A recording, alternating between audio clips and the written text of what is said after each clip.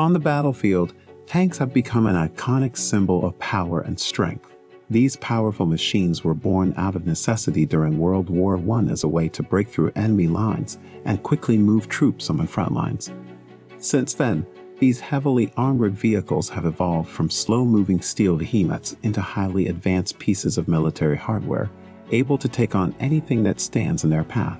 Through continuous innovation, modern tanks are now equipped with top-of-the-line technology, poised for survival in even the most extreme conditions.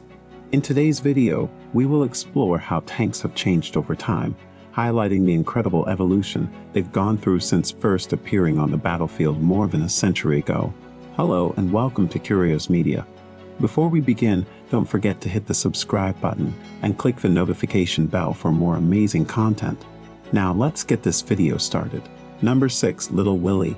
The tanks that crossed no man's land into German territory on September 15, 1916, were based on an experimental model called Little Willie, which Foster's of Lincoln made the year before. This vehicle was made up of parts that were designed and built by a number of industrialists, and it used technologies that had been developed for other projects. It had a non-suspended track frame and a dummy turret with a machine gun mount that couldn't turn. It was 8 meters long and needed 2 people to drive it, one for steering, clutch, gearbox, and throttle, and the other for brakes and 4 to operate the weapons. It was protected by boilerplate and could only go 2 miles per hour. The improved prototype, which would later be called Big Willie and then Mother, had a rhomboid track frame that let the tracks move all the way around the vehicle. Arms were put in the side sponsons to replace the turret. Neither prototype saw combat, but were very important to the development of the technology that would be used on the battlefield the following year. Number 5. Mark I. Mother formed the design for the British Mark I, which was the first tank used in battle by the British military. This vehicle went into service in August 1916, and Foster's and Metropolitan ordered enough tanks to create 6 tank companies with 25 vehicles each. Because the 6-pounder guns weren't available, half of them only had machine guns. Each vehicle carried a crew of 8. Only about a third of the 32 British tanks that were sent to the Somme on September 15 were able to get through to the German lines. 17 of the 49 vehicles that were sent to France were not even ready to go into battle.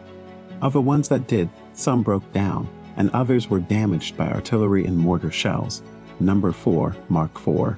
By the time the Mark IV tank went into production in May 1917, improvements had been made to its armor, weapons, logistics, and recovery systems. It was the British tank used the most during World War I. The first big step toward the next phase of tank design came at the end of World War I with the Mark VIII or livery tank. This was a design made by the UK, the US, and France together, so that all 3 armies could use the same heavy tank.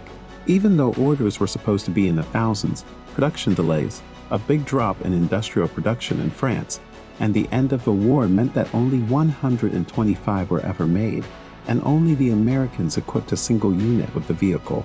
By 1934, the tanks were either in storage, sold to Canada to be used as training tanks, or scrapped. Number 3. Cromwell tank. During World War II, the British used the A-30, the first version of the Challenger tank. This 32-foot-long vehicle had a 76mm Ordnance QF 17-pounder gun and a Browning machine gun. It carried a crew of 5. Its chassis was based on the Crowell tank, which was a very successful vehicle that was first used in the Battle of Normandy in 1944. It was liked for having a good balance of high firepower, protection, speed, and reliability. Over 4,000 Cromwells were made, but only 200 Challenger A-30s were made. This was because the cheaper and easier to make Sherman Firefly conversion tank, which was made as a stopgap until the A-30 was ready for service, was always more popular. The Sherman was based on the American M4 Sherman and had a British 17-pounder anti-tank gun added to it. Between 1943 and 1945, about 2,000 were made. Number 2. U.S. M4 Sherman. The U.S. M4 Sherman changed the way the U.S. and Allied forces fought in World War II. It was much better at fighting German light and medium tanks on the battlefield, and it became one of the most widely used tanks of the war. Between 1941 and 1945, many different kinds of M4 Shermans were made. The US used the tank until the middle of the 1950s, including during the Korean War. It was also given to a number of NATO armies. Number 1, M1 Abrams.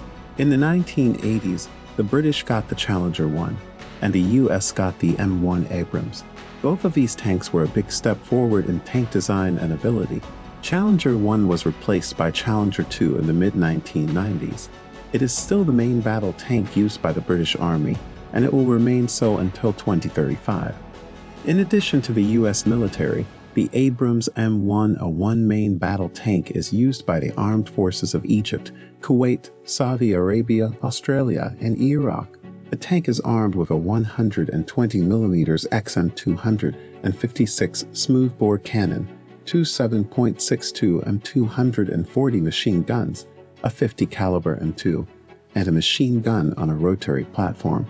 All of these advances in technology mean that future armored vehicles could look very different from the heavily tracked vehicles used by the world's armed forces today. What do you think? Let us know in the comments.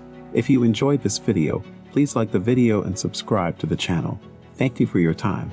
We'll see you later.